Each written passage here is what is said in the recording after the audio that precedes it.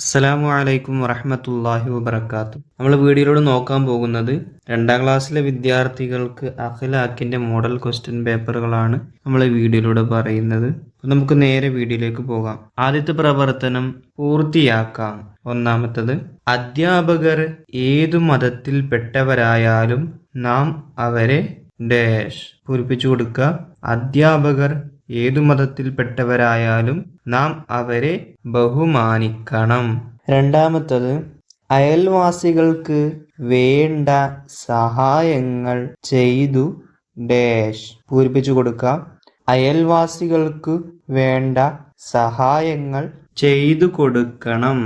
3, നാം തിരുനബിയെ നന്നായി ഡാഷ് പൂരിപ്പിക്കാം. നാം തിരുനബിയെ നന്നായി സ്നേഹിക്കണം.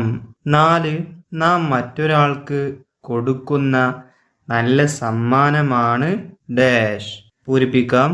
നാം മറ്റൊരാൾക്ക് കൊടുക്കുന്ന നല്ല സമ്മാനമാണ് സലാം പറയൽ. 5, സത്യം പറയൽ മഹത്തായ ഒരു ഡാഷ്.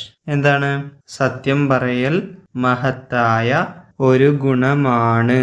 6, ബിസ്മി ചൊല്ലി വേണം എല്ലാ നല്ല കാര്യങ്ങളും ഡാഷ് പൂരിപ്പിച്ചു കൊടുക്കാം. ബിസ്മി ചൊല്ലി വേണം എല്ലാ നല്ല കാര്യങ്ങളും തുടങ്ങാൻ. ഇനി അടുത്ത പ്രവർത്തനം, യോജിച്ചവ ചേർക്കാം.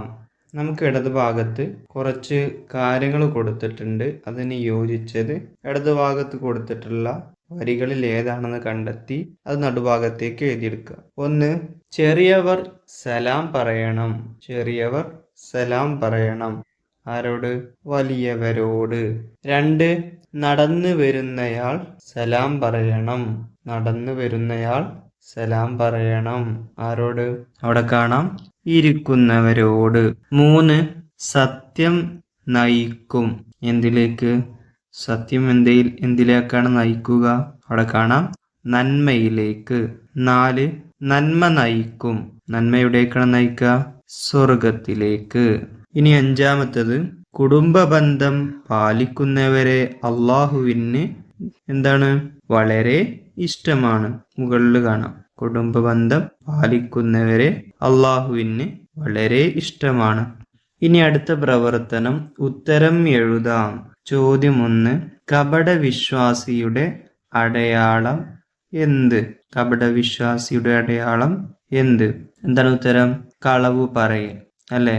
കളവ് പറയലാണ് കപടവിശ്വാസിയുടെ അടയാളം. ഇനി അടുത്തത് പൂരിപ്പിക്കാനുള്ളതാണ്.